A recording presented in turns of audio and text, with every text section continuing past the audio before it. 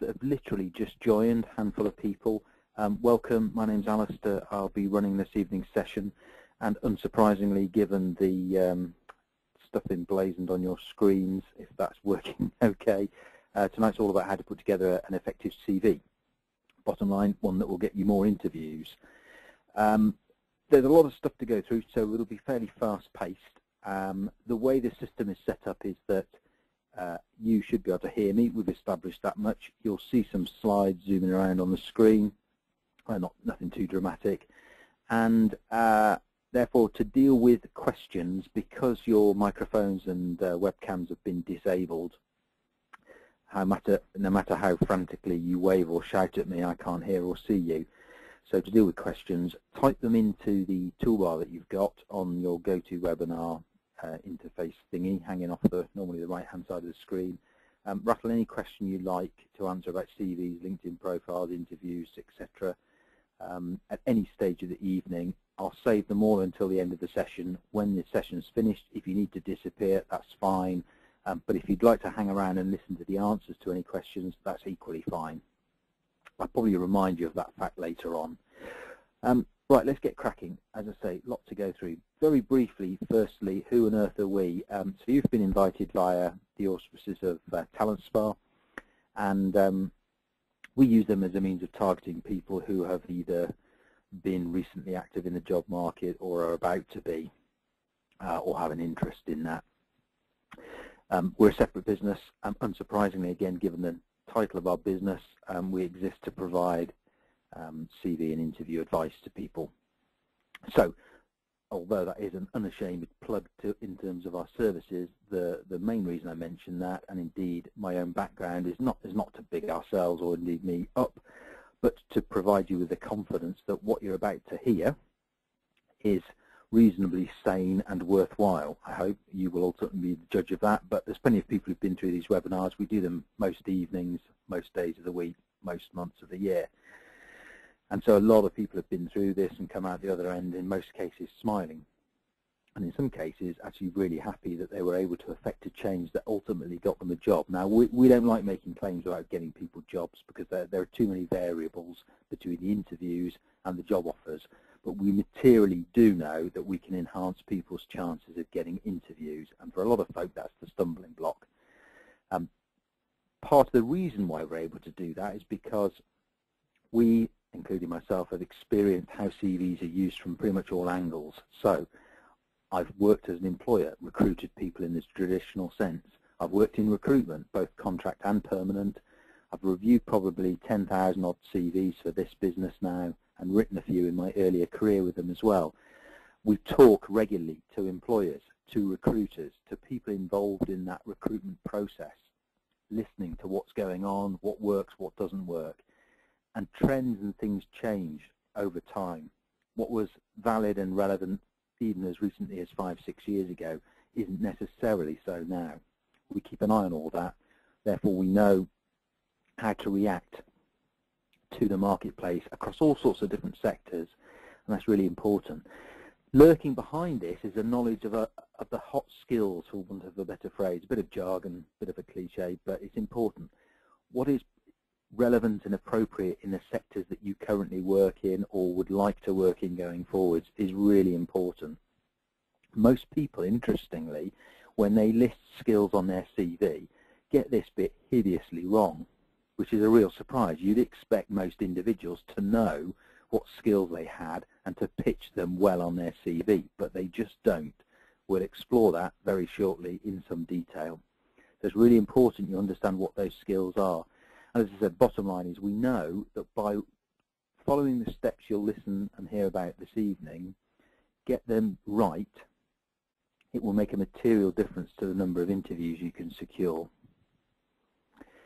Now, before we get into what you should be doing, I'm going to touch on a few things that just sort of set the scene, I guess.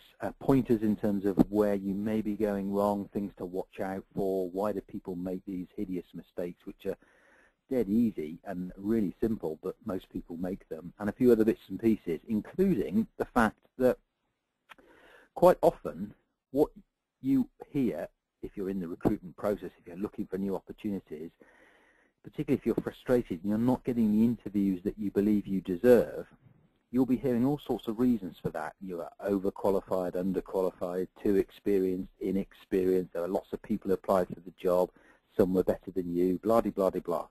Plausible reasons, and in some cases they may even be true. But in a lot of cases, there are a lot of other stuff going on behind the scenes which you will never find out about as an individual, and nobody with a sane mind would tell you about them either, which is a bit sad but true. This text on screen now is just one example of such a thing. It's a real piece of text off a real email quite recently, last month, from a recruiter sent to their client. So the client had asked the recruiter to find people for a particular job, and one of the CVs they flung across elicited this response, or a response I should say, and the recruiters had to then go back to the client and said, look, we understand, we take on board what you said about James Smith. James Smith actually is his real name. It's not a generic name. And the reason I left it is because it looks like I've just put another James Smith or whatever, but actually this was a real person called James Smith. So the recruiter's saying, look, understand, Mr. or Mrs. Client, what you said about James Smith. Unfortunately, I think it's his CV which is the issue rather than him, blah-de-blah-de-blah. And the sentiment here is the CV wasn't strong enough. The client picked up on something they didn't like. They've said no to the recruiter. We're not going to interview James Smith. And the recruiter's now got an uphill battle. Now, it's highly unlikely they're going to go back to James Smith and say, sorry, James, your CV stinks. I can't get you an interview. That just doesn't tend to happen.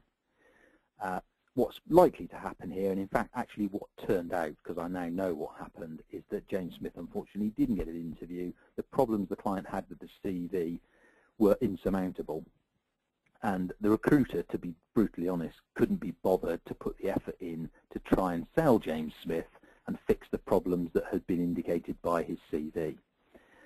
What does this point to? Well, it's the CV. The CV was the root cause of this guy's problem.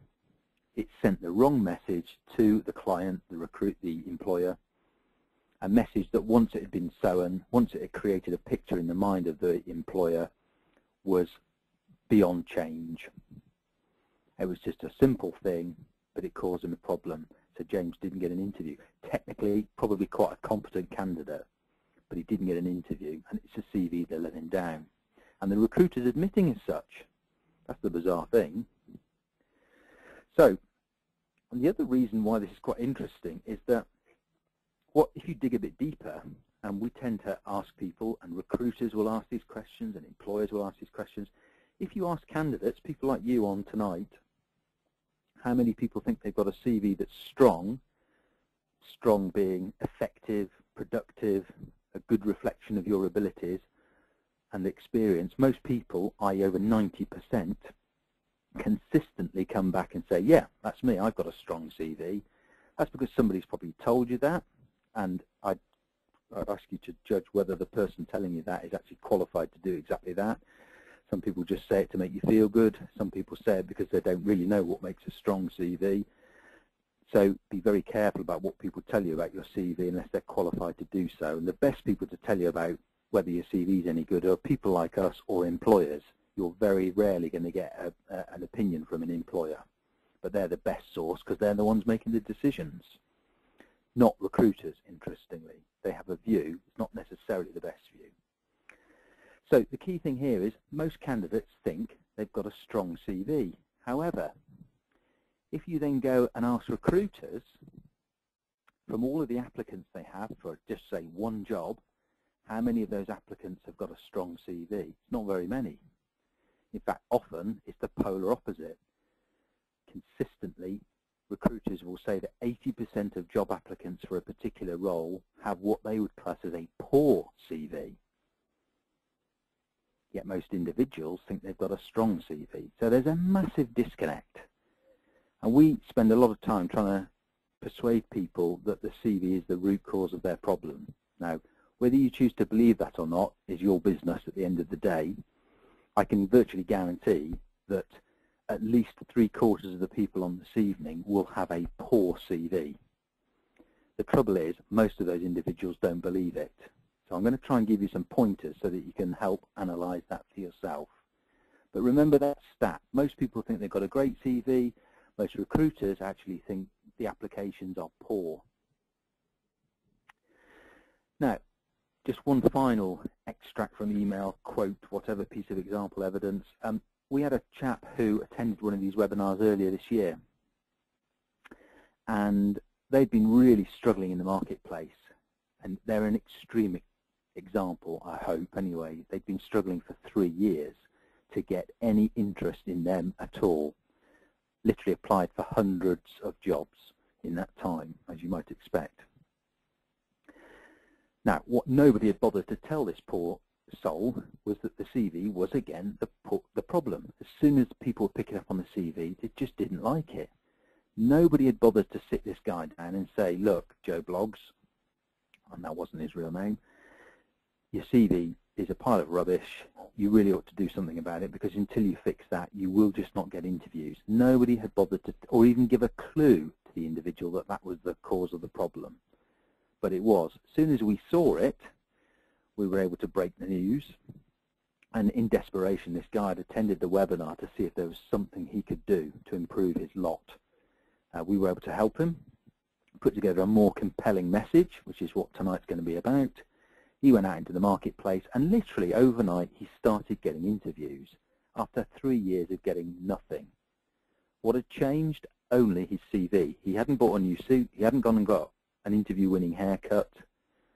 He hadn't decided to get his teeth whitened or anything bizarre like that. He just changed the message and made it more appropriate for the audience that he was targeting. As simple as that. So, things you should look out for. Firstly, if you're doing any of these things, I should say, that I'm just about to mention, these are warning signs that your CV may not be as effective as you'd like it to be. I cannot say, hand on heart, that if you're doing these things, of course, that you wouldn't get any interviews. That's patently ridiculous. It's such a subjective area. All we know is that most people in our experience have an ineffective CV. That doesn't mean to say it's totally ineffective. It just doesn't. It means to say that it's not as effective as you'd like it to be, or you might like it to be. And the first thing a lot of people tend to do, understandably, I guess, is they treat their CV as almost like a shopping list. They just list stuff about themselves. This is my education. These are the places that I've worked, the jobs that I've performed, the dates surrounding both. This is how you can get hold of me. This is where I live. These are my hobbies and interests. And you might think, well, that is a CV. What on earth should it be if it's not a list of stuff? But lists aren't very sexy. They're not very compelling. They don't sell things. And ultimately, whether you like it or not, you are in the business of selling you to a customer of sorts, your audience. And if you need any further persuasion of that, the parallel I like to draw sometimes is that imagine that you are buying a fairly high-priced item, so dishwasher, TV, washing machine, house, car, boat, if you're lucky enough. You won't buy any of those things, or it's highly unlikely you'll be persuaded to buy any of those things purely as a consequence of having looked at a list of things. So if you take the car example, second-hand or new, doesn't matter. You walk into a showroom, salesperson approaches you. It's clearly you're interested in the car, and the salesperson says, well, I've got a great one for you. It's red, 2 meters wide, 5 meters long, 1.5 meters tall. When would you like it delivered? You're probably going to turn around and head off the opposite direction pretty quick. It's not a very compelling message. It's not what you're expecting. You're not going to buy and invest several hundreds or thousands of pounds into something that's purely based on those statistics. Yet that's how most people go to market with their CV. This is who I am, this is where I live, these are the qualifications I have, these are the jobs I've performed, the duties and responsibilities I've held, my hobbies and interests. Go figure, Mr. or Mrs. Reader of my CV. Look at that and figure out how wonderful I am and how I'll be able to solve your client's problems. It just doesn't work. Well, it certainly doesn't work very effectively. Second problem, most people structure a CV often when they leave school, college, university, maybe when they've had a couple of jobs, and then they just add to it over time. If you're doing that, you've probably got a document, particularly if your career's 5, 6, 7 years plus long, you've got a fairly old-fashioned document floating around. So these are warning signs. If you don't know what the hot skills are in your marketplace, if you're not 100% sure about that, it's unlikely you'll be aligning your CV to that very requirement. And as I said earlier, this is an area that people tend to get spectacularly wrong, and you'd expect it to be one of the easiest things to deal with on the CV. And I guarantee there'll be some people thinking, now, well, no, I have got it right. I've got all the hot skills on my CV, but we'll see in a minute whether that's true or not. And I've mentioned audience a few times. It is really important that you understand what on earth your target audience is looking for. It's also important to understand who and what on earth your target audience is. It's not always as obvious as it may seem. So, for example, these days, particularly in the public sector, large-scale private sector employers, a computer or some kind of scanning technology is part of your target audience, bizarrely. If there are a lot of applicants for roles, or their roles with large-scale employers, chances are your CV will get scanned for keywords and phrases, and some logic will be applied to that raw data. And literally, it could be computer says no if it doesn't like what it sees. So you have to imagine, or have to try and understand what it is that the employer, recruiter has programmed into that machine. What are they actually looking for an ideal candidate, a strong candidate, and make sure that content is on the CV.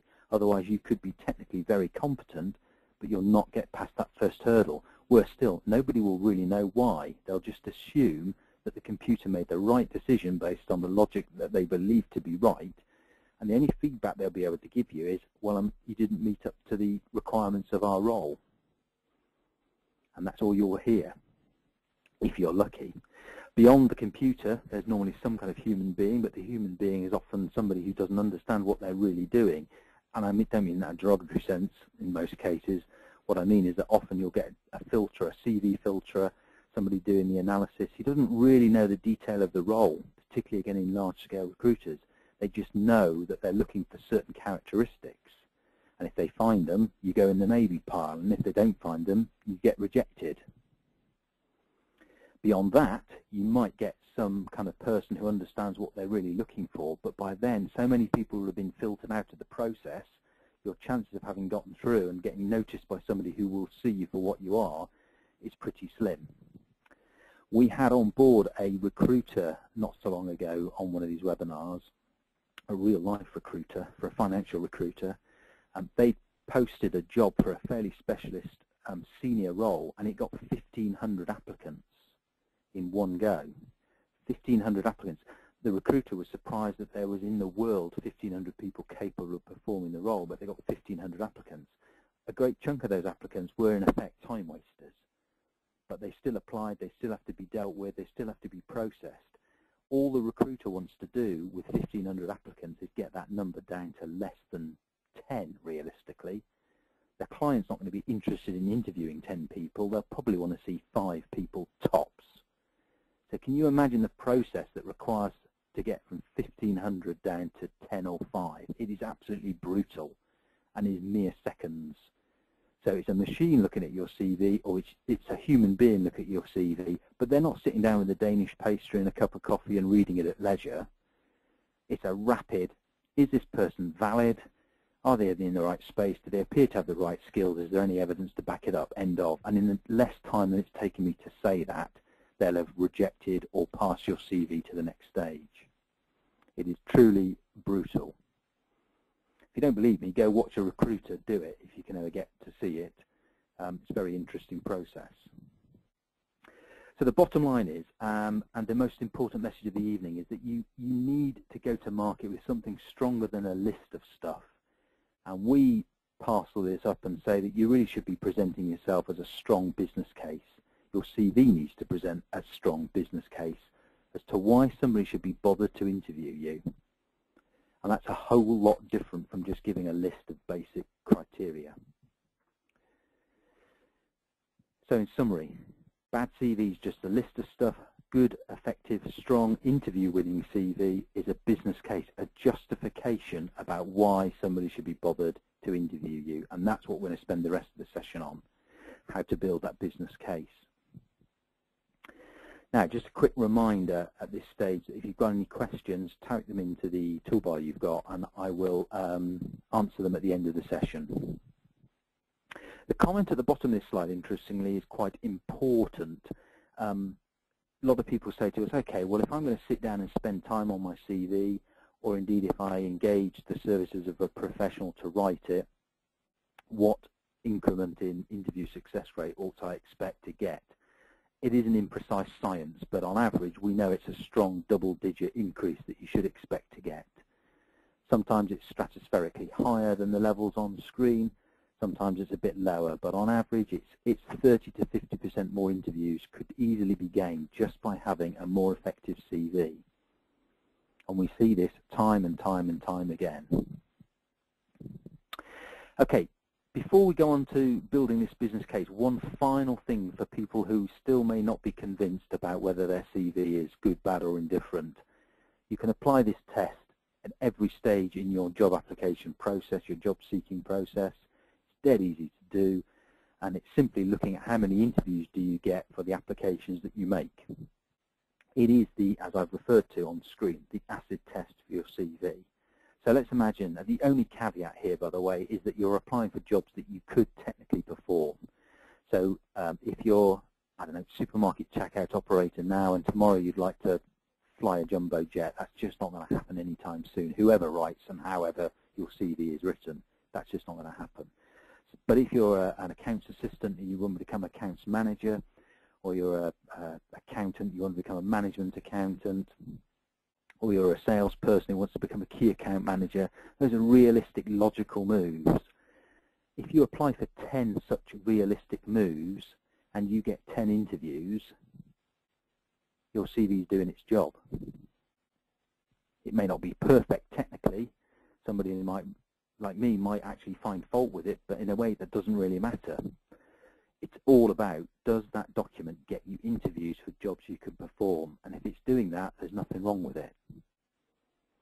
Most people aren't in that fortunate situation. Most people are getting less than 10 out of 10 interviews for applications. And it all depends where you are on the scale as to how urgently and what action you should take. Obviously, if you're not getting any interviews at all, a bit like that poor bloke I showed you earlier who had been struggling for 3 years to get interviews, it would suggest there's something desperately wrong with your CV. And don't listen to what people are telling you who say you've got a strong CV. If it's not getting you interviews, you don't have a strong CV at all, guaranteed. It's all about that ability to get interviews. Now the good news is, it's probably the easiest thing to fix. If you struggle to get beyond interview stage, or if people know you and they're not interviewing you, which is rare but sometimes happen, that's a whole different problem, a much more serious problem, I should say, as well. But if you find that through application forms or CV applications you're not getting interviews, it suggests the CV is the problem, not you. It's the CV, the message you're sending. And that's actually quite easy to fix. You just need to know how. And today's going to help because you can learn from the steps I'm about to go into and fix it yourself, or you might decide that's beyond your abilities or your time or both, and that you want somebody to help, and again, just by knowing that we exist might help because you can get our help instead. So let's move on to the actual what you should be doing and focus on some positive steps that you can take. So on screen now is not the answer to your problem, I'm afraid, if you believe you have a problem, but it's a start point. And it's a structure of a CV that may not seem too unfamiliar to most people. This is a nice logical flow of a document that if the content were right, and that's the key thing, it's the content that drives everything, would make a pretty good start point to build this business case that I've been rattling on about. And what I want to do this evening is focus on, or for the balance of the session, is focus on those top 3 highlighted sections, because if you get those right, with good, compelling content, well-positioned content, that is the engine room behind having a strong business case. Get this bit right, and I can virtually guarantee you'll see the increases in interview levels that I alluded to earlier. It's the 30 to 50% uplift. The rest of the CV, of course, is important, and I will touch on it, but I'm going to spend most time talking about those 3 top areas because they're the bit that really make the difference.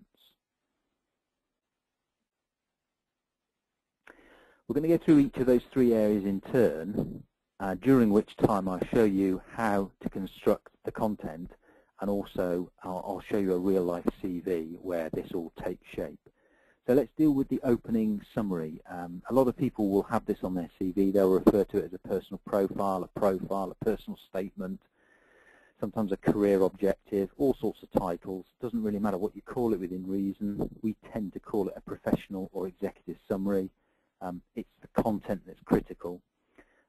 Sadly, most people get this hideously wrong, along with those skills that I referred to earlier.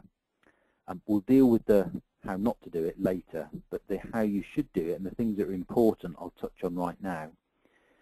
Now, I'll just pluck a sort of generic example out of the air. Let's take project management.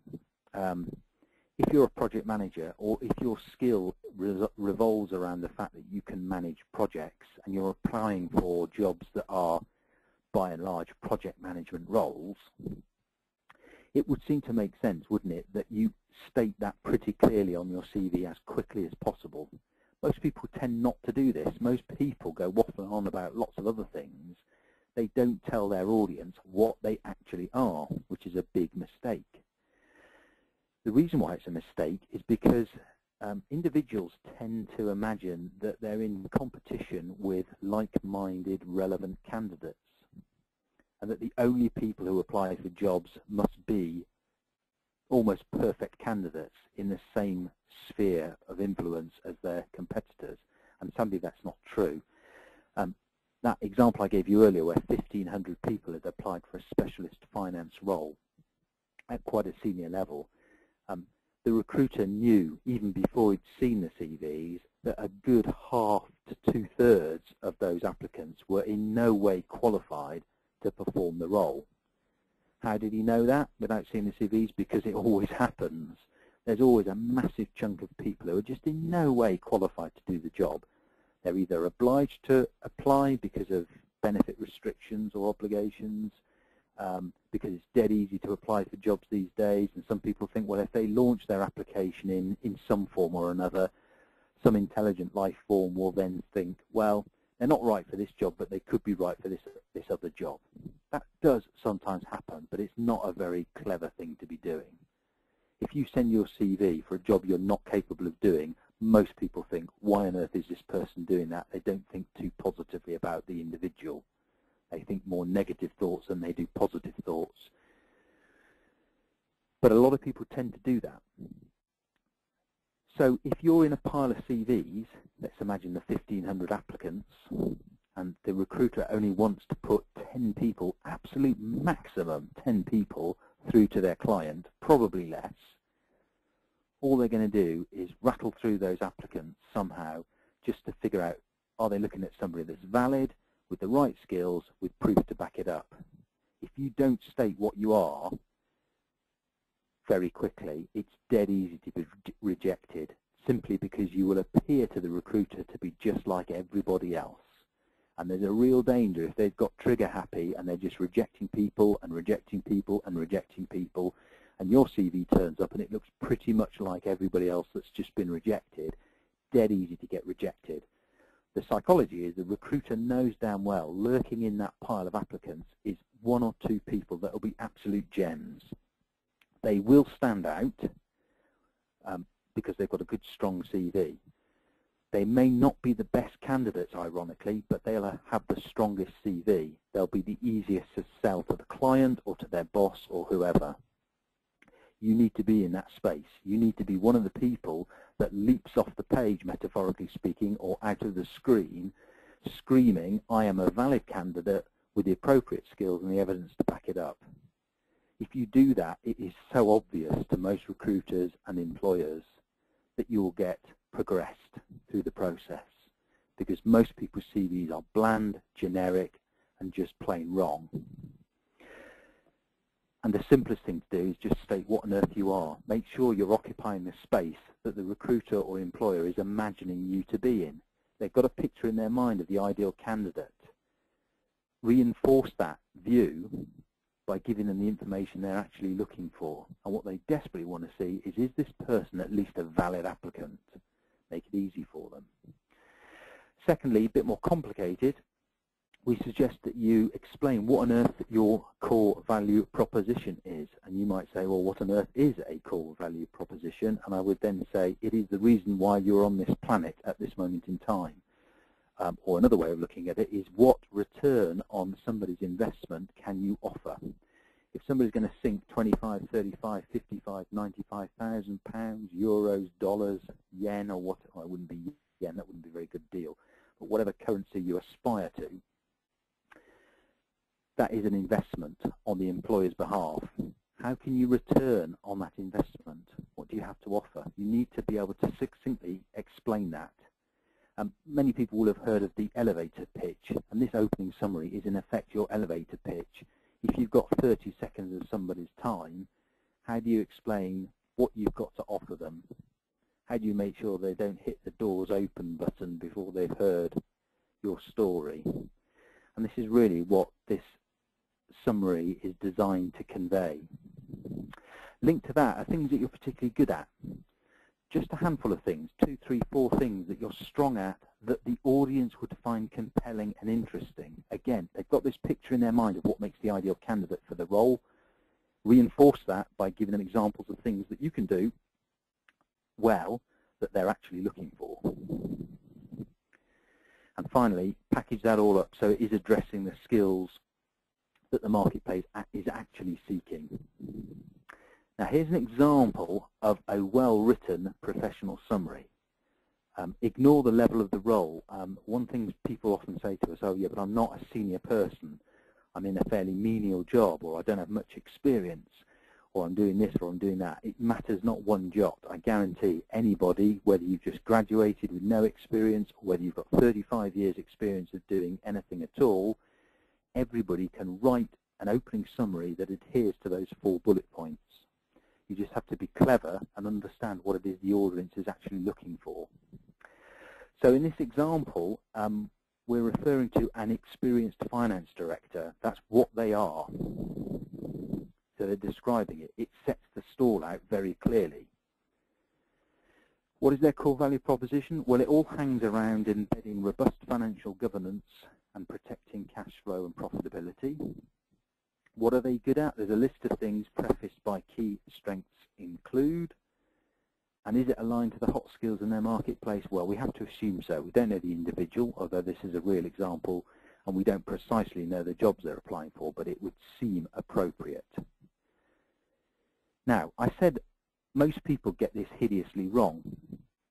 And the reason why they do, and I'd ask you to think about your own CVs right now, is that what most people tend to talk about in their opening summary is a whole heap of stuff they can't prove and is of no use to the audience more particularly. So if you have any reference to how dynamic, enthusiastic, interesting you are, the fact that you can work in a team or as an individual, that you can apply amazing attention to detail, give 110%, that you have great interpersonal skills, that you can lead from the front, that you can deliver this, over-deliver that, is all wholly inappropriate and totally useless.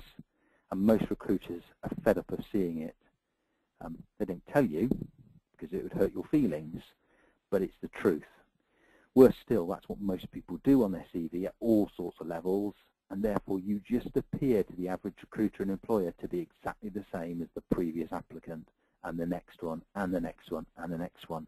The ones that stand out are the ones that approach it with this perspective.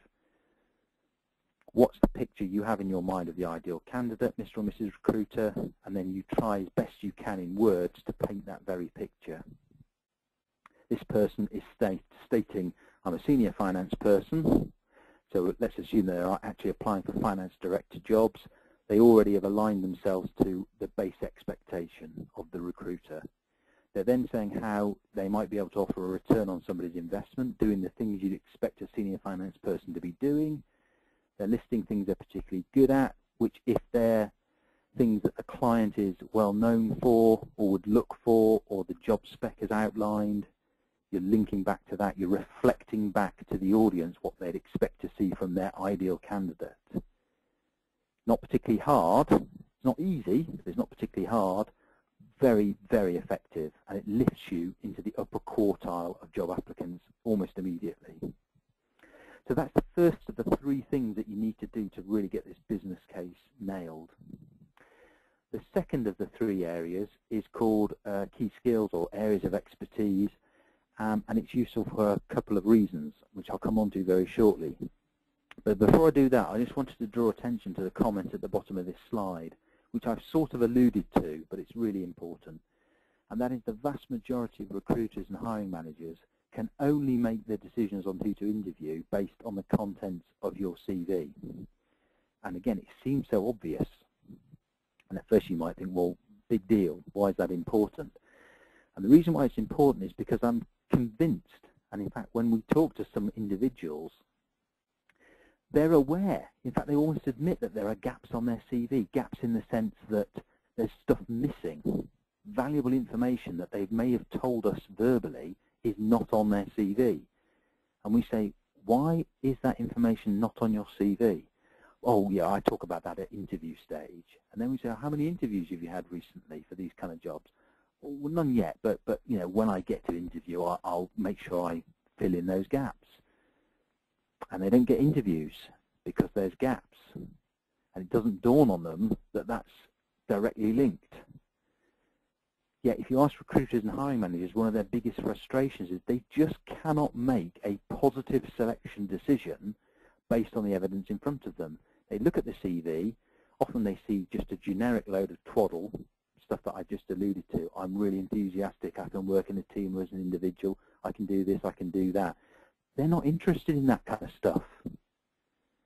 Not now anyway, I'll come on to that very shortly. What they want to see is it a valid applicant with the appropriate skills, proof to back it up. That's all they want to see. That makes their life a whole lot easier, but that's not what they get on CVs. The only evidence they have to make an interview decision is what you send them on a CV, for most people. If you send them rubbish, you won't get many interviews. If you send them good quality, compelling content, you'll get more interviews. Surprise, surprise. There is no magic ball that these guys and gals can look into. There's no fairy dust they can sprinkle on your CV to reveal the hidden magic and the hidden truth behind your illustrious career. And they often get a hard press for making bad decisions. But often it's because you send them bad information. They can't make any other decision other than the one they do, which might be the wrong decision, but that's all they can do. Now, I alluded to this fact that often people will appear very generic and similar. And that's certainly true. And part of the issue is that folk focus on the wrong skills. So this thing that enthusiasm, dedication, commitment, passion, drive, entrepreneurialism, ability to work in a team as an individual, they are what are called behavioral skills. And a lot of people will now be shouting at the screen saying, well, you are an idiot because those are hot skills. They're all plastered all over the job advertisements. People are seeking, employers and recruiters are seeking people who are enthusiastic and entrepreneurial and driven. And you're right, they are, but they're not judging those things from your CV. That's the disconnect. And very few people tell you that. They'll judge those things at interview stage or at assessment stage, and most decent HR teams will have a matrix of things like desirable and essential skills, and they'll have columns where they tick against how are they going to judge for those skills. So enthusiasm may well be a hot skill in the broad process, the recruitment process, but there is not a tick underneath it for, well, how will we assess this from the CV. There's no tick there. There's how will we assess this at interview or assessment centre. It's much further down the process when they look at things like that, those softer skills. So if you've got your CV plastered with enthusiasm, dynamism, drive, attention to detail, entrepreneurialism, interpersonal skills, communication skills, passion, all of that stuff, they're lovely skills to have, don't get me wrong, but they're wholly inappropriate to put on your CV. They just don't add up. The trouble is most people stick them on their CV, most people look very similar. at all sorts of levels, bizarrely as well. Most CVs that I see, I could copy the text on them, stick it under my name, and I could still get away with it. And that is not how it ought to be, as we'll shortly see. So the second area of this business case that we're building ought to focus on key skills that recruiters and employers are actually looking for. And therefore, these are technical and functional skills, not behavioral skills. And the benefit of sticking them on your CV and getting them well populated is that there are two things that work for you, one of which visually, aesthetically, if you populate the CV with good, high-quality skills, technical and functional skills, visually, people will pick up on that. A recruiter picks up the CV, they see reflected back to them the very skills that they know they're looking for, the characteristics, the criteria that they know form the basis for a good, strong candidate. Second benefit is that those very same words and phrases will get picked up by databases, so your SEO, your search engine optimization of the CV, those all-important criteria that help your CV get noticed and put at the top of the list, will work a whole lot better if you get this content right. And you'll hear people talk about keywords and phrases, of course, and you might think, how do I incorporate this into your CV? Well, this is a great area and way of doing it. And all we suggest is that you stick in bullet point fashion a number, we'll come on to that later in terms of how many, but a number of key technical and functional skills that you can perform that are valid and relevant to your audience on the CV. 2, 3, 4 word statements, typically, not sentences, not paragraphs, not rambling descriptions of all the wonderful things you can do, very short, sharp keywords and phrases. And if you get this right, the ideal way is that you're pretty much reflecting what the recruiter or employer is actually looking for. They may even have given you clues in the job advertisement, but not the behavioral skills, not bullet point enthusiasm, bullet point dynamism. And if you need any further proof of that, again, try and see a recruiter. No sane recruiter in this world will be sitting down tomorrow morning at their desk and into the search engine of their database entering the words enthusiasm or attention to detail or dedication or commitment. They don't and are not interested in those skills at that moment in time. What they will be searching for are things like Sage 50, Microsoft Excel, budgeting, team management, management accounting, tax accounting, HMRC liaison, VAT returns. Those are the kind of things they search for. GAP qualifications, IFRS, all sorts of terminology that are provable, demonstrable on your CV. And that's a good test. Anything you list on your CV ought to be provable on the CV by words. It doesn't mean to say you have to prove it, but that should be the test. You cannot prove enthusiasm on your CV. If you can, send me the answer and I will reward you with a prize, but I've never seen anybody do it. I don't think it's technically possible and maintain any level of sanity on your CV at the same time. You cannot prove attention to detail very easily. In fact, most people counter-prove it because they then go on to make a mistake. So you're shot down in flames then, and a lot of people get rejected because they make a big thing about attention to detail and they then make a grammatical or spelling mistake on their CV, which is fatal. So this second area is really important, and I'll show you now an example of a CV where you can see these two sections out of the three we've talked about that are important so far. So on screen now is now, as in now, I think everybody can see it now, is a real-life CV. Matt Craven's the guy that runs this business, so it's a real-life CV, real content, and these are the first two sections we've just talked about. Third and final one to follow very shortly. So you can see here we've got an opening statement. We've called it an exec summary for Matt. It's describing what he is, what his value proposition is, i.e. what does he do, what's he on this planet to deliver right now, things he's good at, and aligning it to skills being sought by his particular marketplace. Now, one of the interesting things here, hard to demonstrate down a phone line, but try and illustrate the point. I've worked with Matt now for a number of years. I'm his right-hand man of sorts. Yet I would find it very difficult to copy this text and stick it on my CV and get away with it. Little bits I could, but the whole piece of text, no way. I'd get found out. I couldn't honestly do it. Yet most people's CVs I see, as I hinted at earlier, at all sorts of levels, I can take the whole text and stick it under my name. And I wouldn't choose to use those words, but I could demonstrate them. I could prove them. I would be comfortable under examination proving my abilities, because they tend to say all the same things. I'm a wonderfully bubbly, enthusiastic, driven individual, wanting to give my best, blah-de-blah-de-blah, I'm attention to detail, I can do this, I can do that, and I think, yeah, I can do all of those things, that's me.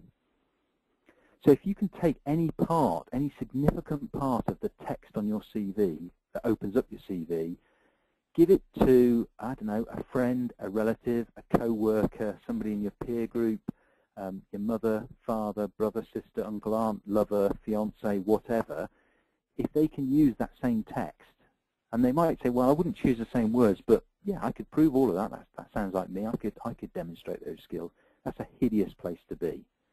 And it tells you everything you need to know about the fact that your CV is way too generic. So that's one comment. The bullet-pointed key skills, Matt's called them expertise, areas of expertise.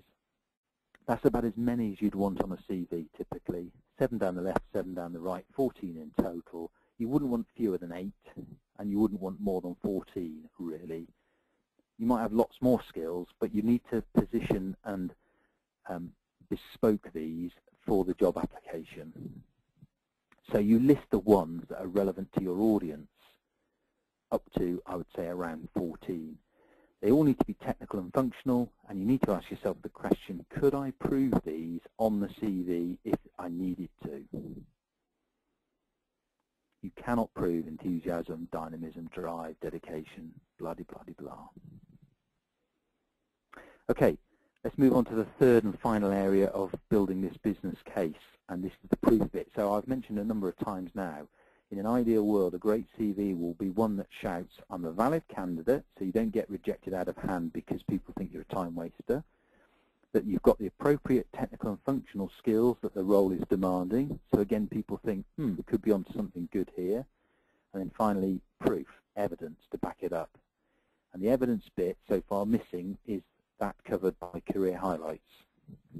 These are, if you like, achievements would be another word. And I know plenty of people will have on their CV achievements, but plenty of people leave it until way too late in the CV to mention them, and sometimes they just mention the wrong kind of stuff.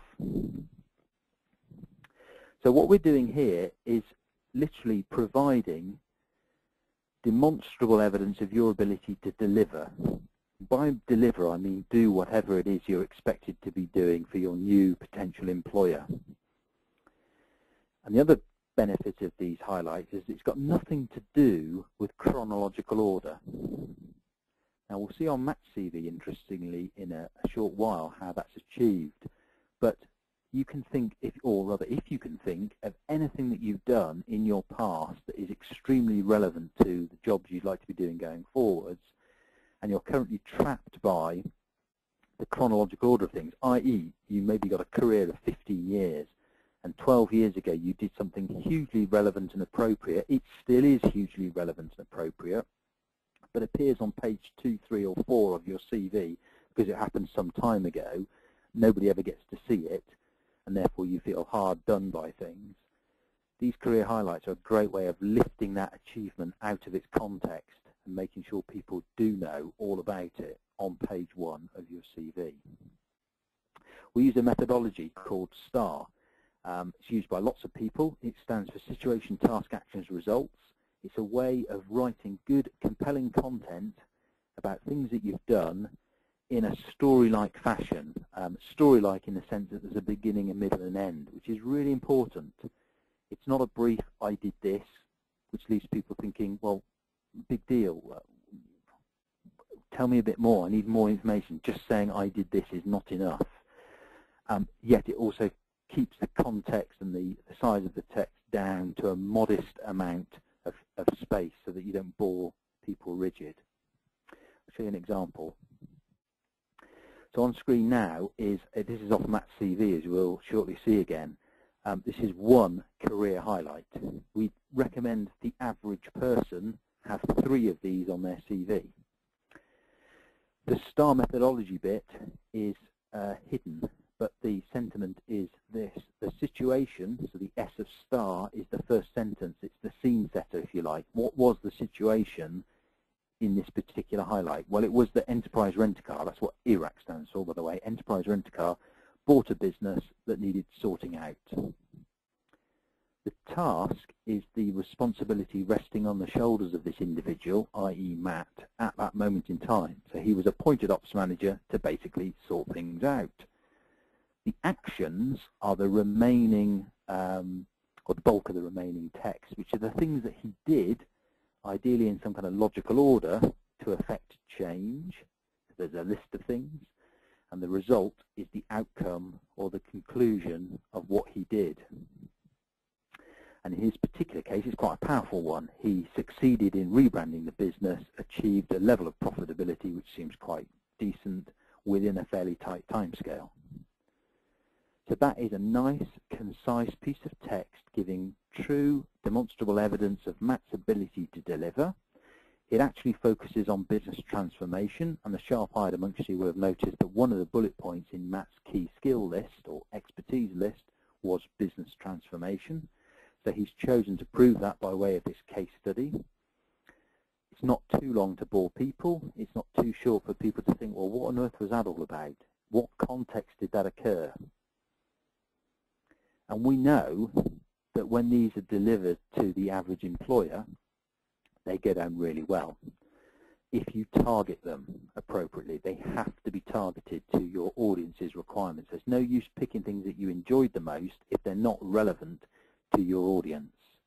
And for those people thinking, well, I can't do this, this isn't relevant to me because I don't work in a high-powered job, absolute nonsense if you are thinking that. It doesn't matter what job you're doing. Even if you're a graduate with no full-time experience, you might not call them career highlights, but you draw attention to competencies that you had acquired in your brief time on this planet in some way or other. Now, the difficulty is, in an hour-long webinar, you cannot convey all options to all people for all circumstances. So you just have to try and interpret whether there's a way forward for what you've done. Now, I sometimes give an example, possibly unfairly, about a fairly menial job, and I pick payroll officer or payroll clerk as an example, which, again, I don't mean to be derogatory if there are any payroll people on board, but often people like that will say to me, yeah, but all I do is run the payroll every month.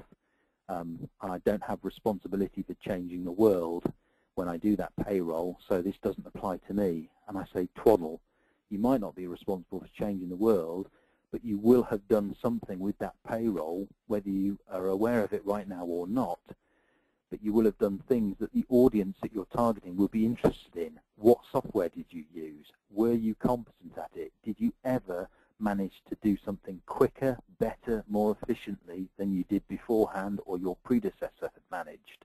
Did you solve any problems? Did you deal with HMRC? Did you deal with any other tax authority? Did you deal with the accountants, the auditors? Did you resolve any tricky situations? Did you reconcile things? And normally, when you've gone through a whole raft of things like that, people then suddenly say, oh yeah, there was this time when I did such and such a thing. And all the audience is looking for, if you are in payroll, is somebody who can competently run the payroll and might bring a little bit of spark, a little bit of difference to their organization. If you can convey that via a career highlight, you will get more interviews, even though you might perceive you're doing a fairly menial, administrative, repetitive job. You will have automatically differentiated yourself from most other applicants just by giving examples of what you've done. Let me show you Matt's CV with those career highlights on now, as I just tweak the magnification.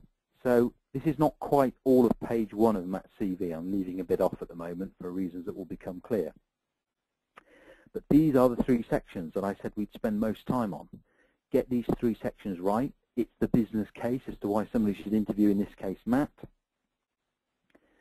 This is what often excites recruiters and employers. By now, they might have made the decision. They might not read the rest of the CV. They might not have read everything that you can see in front of you. They might have just scan-read it and thought, hallelujah, valid applicant, appropriate skills, some evidence, slam dunk, in the maybe pile. And that sounds a bit crude, possibly tongue-in-cheek, but if you've ever watched anybody do recruitment, it can sometimes be like that. It is literally, hallelujah, somebody is at least bothered to give me the information that makes my job a bit easier. They're in the maybe pile, they're in the yes pile. Let's hope we find somebody else like them. It can be that simple. Now, just a couple of comments on those career highlights. Although one of them is dated, the first one in fact, where it says in 2005, about halfway down the total page that you can see the first career highlighted, that highlight that is bullet pointed. Although that has a date reference, you don't have to reference them by date. As I said earlier, there is no need to date them or put them in any chronological order at all. The order they should be is in relevance to your audience for the job you're trying to target. And there's no obligation to date it if that doesn't work for you. Now, just remember that enterprise rent-a-car example that I went through. That's the second bulleted career highlight. Okay, no reference to date, no reference to time. We do not know when that happened. It could have been yesterday. It could have been in 1962. Well, it wasn't, but you get my drift. Just remember that. It'll become important very shortly. Also, finally, note that each of those career highlights is equally weighted, deliberately so. They take up very similar amounts of space. Most people, when they write about things they've done, write quite a lot about the first thing, which they perceive to be the most important, relevant, or thing they enjoyed the most. If they've got another one, it tends to occupy substantially less space. If they've got another one, less space again, etc., etc., until the third, fourth, fifth achievement is almost a couple of words. I did this.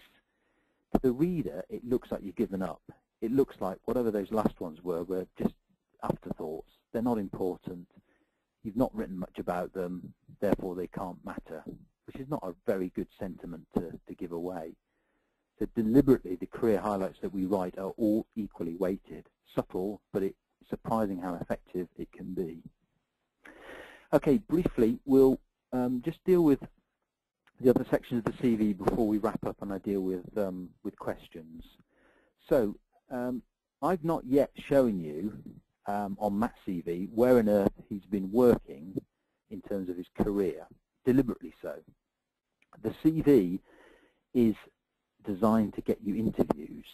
Where you work is not the most differentiating thing most people have to talk about. So why folk enter into their employment history or work history or career history so quickly, Lord alone knows, because it doesn't work well for most people.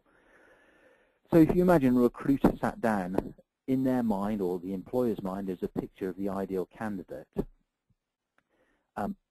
If you open up on your CV too quickly with where you're currently working and your current job title, you have no way of knowing necessarily whether that's good or bad in the eyes of the recruiter or employer. For a lot of people who are working for companies that nobody else has ever heard of or have strange job titles, presenting that to your audience as quickly as some people do is wholly unproductive. It actually gets people rejected more often than not. Again, nobody will ever tell you that. But that's what's happening. The recruiter looks at the CV and thinks, well, I'm recruiting for this title. The individual's doing something that I've not heard of, or I'm not aware of, or I'm not familiar with, therefore reject.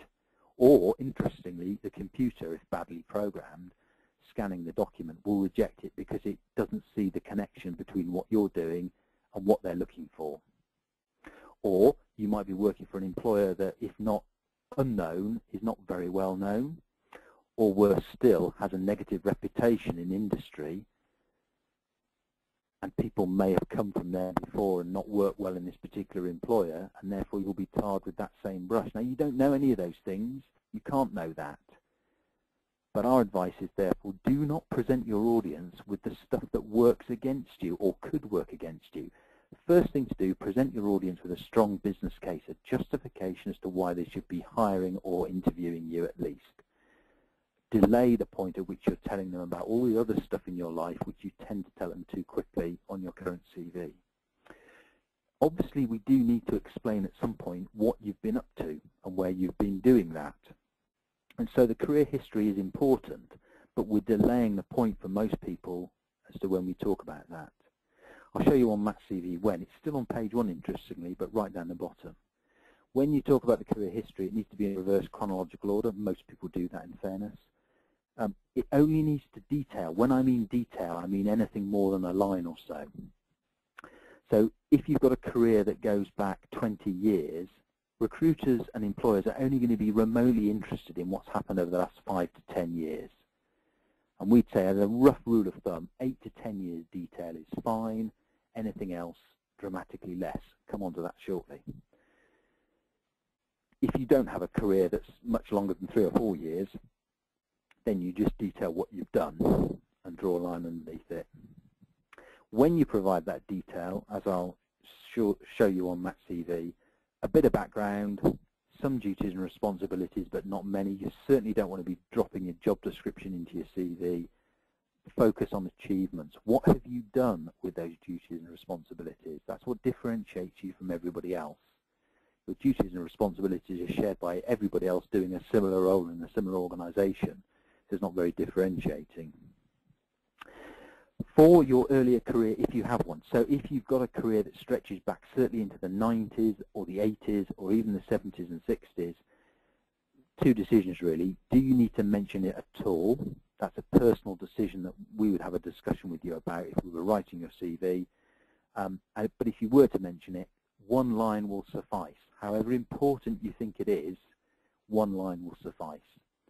So for example, April 95 to December 99, this employer, this job title, end of. No more than that. As again, I'll show you on Matt's CV shortly. Qualifications, professional development, training, education, things like that, towards the back of the CV. Why? Because it's not your most differentiating quality unless you've got stratospherically good academic ability and qualifications. Headline news, things like whether you're Prince 2 qualified or ACCA qualified or AAT qualified or AMP qualified or FCCA qualified or any other form of qualification, you could incorporate that into your professional summary. So that an experienced finance director we looked at earlier could become an MBA educated finance director or an ACCA qualified finance director. But the detail back of the CV or towards the back of the CV. Ditto personal details. Eagle-eyed again will have noticed on Matt's CV, all he had at the top of his CV page 1 was his name, 2 contact numbers. No address, no postcode, no personal details, no marital status, no date of birth, no inside leg measurement. None of that is differentiating. None of that helps you get interviews. So shunt it towards the back of the CV. If you have the inane words references available on request on your CV, which I guarantee 99% of people on tonight will have, it's not that that's not going to get you interviews or cause you a problem, of course, that would be ridiculous, but it's certainly not going to get you any interviews. Far more productive, have testimonial evidence from bosses, hiring managers, people who've managed you in the past on your CV, a bit like LinkedIn has in the form of recommendations. Get 1, 2, 3 tops testimonial bits of evidence on your CV, very powerful. And finally, hobbies and interests. We recommend only putting those on your CV if they materially help and support your business case. However passionately you believe you are interested in, I don't know, wild earthworms of Borneo, that is not going to get you an interview unless you go to apply for some job that has a material interest in wild earthworms of Borneo. Such things exist. It can actually harm your chances, if, although it's slightly tongue-in-cheek, if you are going for jobs which could be perceived to be within a dynamic, entrepreneurial, enthusiastic environment, despite the fact that I hate those kind of descriptors at this early stage. But if the organisation has that kind of culture and it's obvious, and you on your CV are talking about all the things that you do which could be perceived as being insular and introverted, it could make a difference. Why give people that negative evidence? Okay, let's take a brief look finally at Matt's CV in all its full glory, and then we'll wrap up. I was slightly drifting over time, for which I apologise, but we'll be done soon. So currently on screen, all of page 1 of Matt's CV. Down the bottom, and I'm going to get creative now with a yellow marker pen, down the bottom is the career history bit.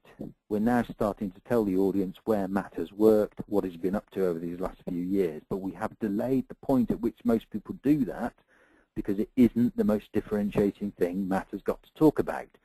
Most people will never have heard of the business that he's worked for and spent all these years striving over. So he's delaying the point at which he gets that message across. Everything above it is convincing people that he is a really serious candidate for whatever he's applied for. Where he works currently is the least important part of that information.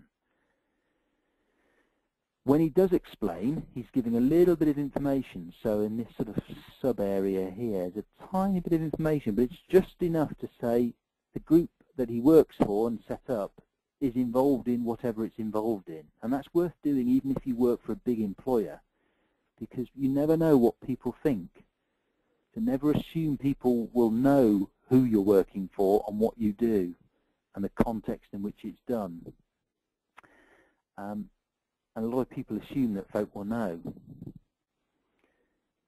Page 2 of Matt's CV is a continuation of his current role predominantly, because he's been there for a few years.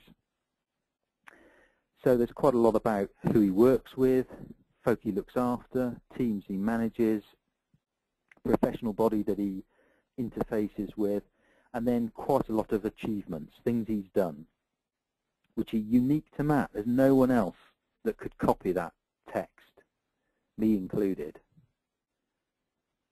Lots of people's CVs that I see, you could copy this, because in effect it's just like a job description. Responsible for this, responsible for that. No, that's really not that useful. Bottom of page 2, we've got an earlier part of Matt's life at Hayes PLC. He's still explaining who on earth Hayes PLC is, despite the fact that it's a multi-million-pound operation, global business, blah-de-blah-de-blah. He's still explaining what that's about. Bit of context, how he worked, who he worked, what he's measured on. Third and final page of his CV, more on number of pages in a minute, by the way. Continuation of that Hayes experience, and then his earlier career. Now notice, I asked you to remember the enterprise rent-a-car example. So in Matt's earlier career, 95 through 99, he was at enterprise rent-a-car when he affected that business transformation thing that we talked about earlier. So it's quite old, yet it's on page 1 of his CV as a career highlight because it's still relevant. We didn't date it because there's no point in saying in 1995 or 1996 I did this, because people will think, well, that's a long time ago. So why give people information that doesn't help your cause? It's not relevant when it was done. The relevance is he did it and effected some change. That's a nice trick to play if you're looking to bring forward stuff that you did, which is materially relevant and could help your cause build your business case. And then finally, in Matt's case, he's got education, personal details, and then at the bottom of the CV, page 3, testimonial evidence. Now, if you had particular technical skills, if you're in IT, you'd need to incorporate these in here somewhere. We'd have an area for that, of course. If you're a published author or published lots of documents on your particular area of expertise, this would be included in the CV. It's obviously different for different people. But what you've seen is the sentiment of a well-written document that explains why people should be interested in Matt. Okay, very briefly, number of pages on a CV is the only thing I really want to focus on here on other bits and pieces. There is an urban myth that a CV should be typically 2 pages long. We've never seen any evidence to support that, interestingly. What employers hate, recruiters hate, is getting bad content on any number of any pages. What that's led to is often people thinking or encouraging the view that if you submit just 2 pages of bad content, that's somehow better than sending 3 or 4 pages. So the real issue is content. If you send somebody a really strong page, a really strong CV that's 3 pages long, that still gets people interviews. Whether they read it all doesn't really matter. It's what they read and what decision they then come to that's key. So we've got plenty of clients that have got a 3 or a 4-page CV, hugely successful. We've seen people try and condense their life story onto 1 page, totally unsuccessful. Number of pages is within reason immaterial. Content is critical. On average, our CVs tend to be 3 pages, 2 and a bit, 3 pages long, the ones that work very well, but some are 4. Nobody's ever come back and said we've written a CV that's too long. All about content. The only exception to that is, of course, if somebody specifically says you must submit a CV on X number of pages. So, before we conclude, I did want to mention something very briefly about LinkedIn, and I will be very brief about it before we wrap up. But you should now have enough information to at least have a stab as to whether you have a CV that is going to perform or not. And if you still don't know whether you are on the right track or not, you know that there's an acid test, and that is the number of interviews you secure. And I guarantee, whatever anybody tells you, me included, about your CV, if you're not getting interviews for jobs you know you could technically perform, it's because the CV is letting you down, without even looking at your CV. That may sound a bit arrogant, it's just unfortunately true. Good news is, of course, you can fix the problem, and the problem is normally because you're not actually building a case for your audience. You're not making it easy for them to select you, because what you're sending them doesn't resonate with them. It doesn't, in some cases, it won't actually make sense, unfortunately. But that can be fixed. So the only people who shouldn't be doing anything are those happy with the level of interviews they're getting. And if that's you, then great. If you're getting the interviews, or you're happy with the level of interviews, you don't need to do anything. But if you're not happy with the level of interviews, whatever that level is, it would suggest you need to do something. And it's the easiest thing to do first. And so, as I've indicated before, 2 options. You fix it yourself, or you get help.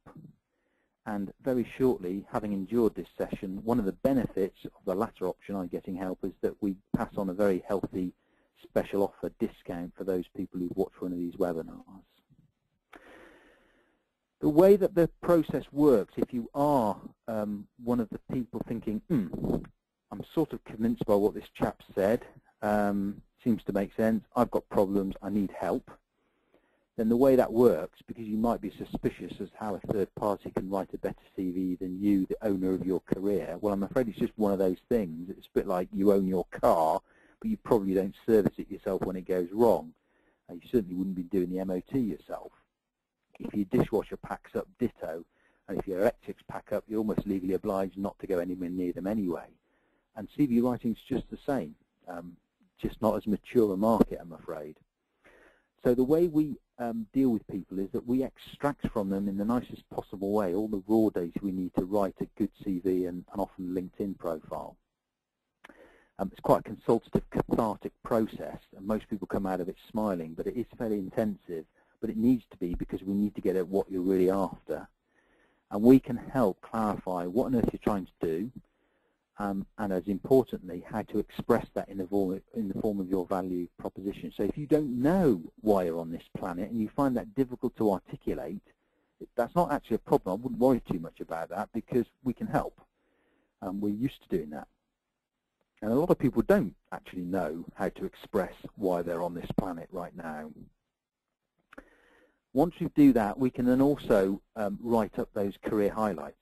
So we'll look for examples in your career that would seem to make sense and resonate with your audience. So if you find that difficult, if you find it hard to understand what skills are being sought by the marketplace, we can work that out all as well. So the bottom line is you leave the building with a strong business case as to why people should be interviewing you, and we know that if you've got that, that will be the thing that gets you more interviews. And it will also give you access to better jobs, whatever better means for you. So that could be better paid jobs, it could be more senior jobs, it could be better paid, more senior jobs. But it's often the engine room behind that. And if any of that's true, and you have to take it on my word at the moment that that is true, you can work out whether that's worth investing in or not. because unfortunately it does cost money.